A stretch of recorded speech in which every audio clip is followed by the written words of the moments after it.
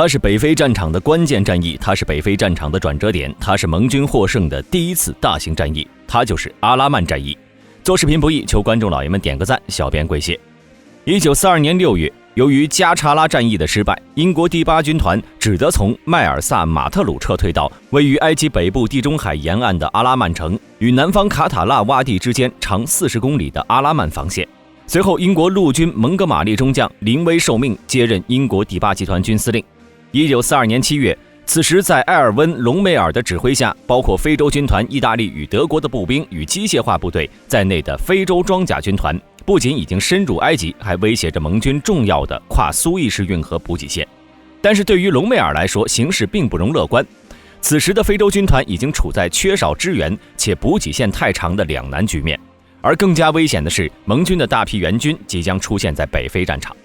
1942年7月1号到30号，出于盟军尚未集结完毕的情况，隆美尔在明知自己准备不足的情况下，主动冒险进攻阿拉曼防线，史称第一次阿拉曼战役。但令隆美尔没有想到的是，新上任的蒙哥马利不仅意志坚定，而且善于指挥。在他的指挥下，第一次阿拉曼战役，非洲军团非但没有取胜，还被打成了一场消耗战，使得隆美尔夺取亚历山大港的企图落空了。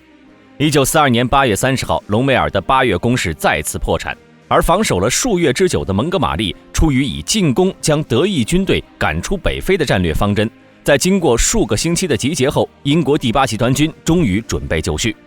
北非战场上，盟军20万人、1000余辆坦克和非洲军团10万人、500辆坦克的大规模会战即将开始，史称第2次阿拉曼战役。10月份，在指挥官伯纳德·劳蒙哥马利的部署下，英国第8集团军在战役发起前，其所部 19.5 万人在阿拉曼地区由北向南展开，主要进攻方向是在战线北段，大致计划是在战线南段发起辅助进攻的基础上，突破对方防线后再发起纵深攻势，将非洲军团主力消灭于滨海地区。而10万非洲军团面对盟军即将发起的攻势，则计划依靠大面积雷区和支撑点是环形防御相结合的坚固防线来阻击盟军的进攻，并且使其失败。1942年10月23号晚上，盟军集中1000余门火炮，对德意军队发动了此次沙漠大战中最大规模的炮火攻击。随后，盟军地面部队按照预定计划向敌方前沿阵地发起攻势。在主攻方向上，盟军起初进展顺利，在突破敌前沿阵地后，立刻开始清除敌军雷区，为后续装甲部队的进入开辟通道。但是在战线南段的辅助进攻上，盟军对敌军防线发起的攻势因敌军的雷区和炮火被迟滞。10月24号凌晨2点，在雷区道路稍有打通后，盟军装甲部队立刻开进战场，但是进展缓慢。当天仅有少量的装甲部队通过雷区，而战线南端的盟军虽然在发起第2次攻势后成功通过了第1道雷区，但在随后还是因德军火力受阻。10月25号凌晨，盟军开始向西南方向推进，但遭到了德军装甲部队的反攻。10月26号，在战线北端，盟军在击退德军装甲部队的反击后，占领了德军部分阵地，随后继续按照计划向海岸进发，并对德军侧后形成威胁。但是隆美尔此时已经清楚了盟军的主攻方向，立刻将大量的装甲部队调往北线，并且发电请求意大利向非洲运输燃料，奈何油轮被英国海军空军全部击沉，导致德军装甲部队不能进行大规模的反攻。10月27号，为了加强盟军主攻方向的进攻力量，盟军再次抽调装甲部队北进。战线南端的盟军因兵力抽调，只得进入防御作战，仅以炮火打击和小规模进攻牵制敌人。而北段盟军在补充力量后虽稍有进展，但是此时的双方经过数日激战，已经是损失惨重。加之隆美尔疯狂阻止盟军的进攻，导致盟军进攻受挫，只得暂停攻势。10月29号，盟军又继续向海岸推进，但是再次被德军击退。而蒙哥马利在得知德军从南线调来的大批装甲部队开始向北部沿海进军，企图阻止盟军沿公路西进后，决定随即根据德军部署调整计划，下令对德军战线的薄弱部位再次发起纵深攻势。10月31号，盟军终于推进至沿海地区，切断了德军一部的退路，并随后德军装甲部队的反击下坚守住了该阵地。战役至此，盟军在战线北段取得了优势，并且还有坦克800余辆没有投入战斗。非洲军团此时仅剩坦克200余辆。11月2号凌晨，盟军在全新的美制 M4谢尔曼坦克到位后，随即向德意军队发动了增压行动。在经过前期炮火打击后，盟军采用步坦协同发起攻势，但是遭到德军的顽强抵抗。盟军支援部队也立刻投入战斗，并在次日夜间突破了德军装甲部队的防线连接处。11月4号清晨，阿拉曼战役的最后一次战斗开始了。盟军开始从突破口向纵深挺进，并一举击溃了德军装甲部队余部的反攻。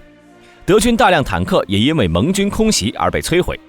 而隆美尔在获悉驻守在沿海地区的德军余部被盟军消灭后，只得命令德意军队全线撤退。盟军随即乘胜追击。11月6号，天降大雨，道路随即变得泥泞不堪，盟军的大量坦克和装甲车顿时陷入泥潭之中，动弹不得。隆美尔见此情形，随即下令德军放弃重型装备，最终得以轻装逃脱。11月7号，蒙哥马利下令停止追击，阿拉曼战役以盟军的决定性胜利而宣告结束。阿拉曼战役，盟军共参战19万5千人，1029辆坦克，750架飞机，908门火炮，死伤3万3千余人，损失332辆坦克，111门火炮，97架飞机。德意军队共参战11万6千人，547辆坦克，408架飞机，552门火炮，死伤3万7千人，损失500辆坦克，254门火炮，84架飞机。非洲军团与隆美尔在此战役中之所以失败的原因，个人认为，一是在于德军在兵力装备的数量对比上，相较于盟军已经处于劣势，以10万之众对抗20余万盟军，兵力上1倍的差距和坦克数量的巨大差距，使得隆美尔已经陷入到两难的境地。二是盟军切断了德国人的后勤补给，德军损失无法得到及时补充。由于在阿拉曼战役前后，英国海空军迅速夺取了地中海的制空权和制海权，对德军的后方补给线造成了重大打击。而当战役中德军补给线被盟军截断之后，整个阿拉曼战役就开始呈现出一边倒的局势，非洲军团也就不可避免地失败了。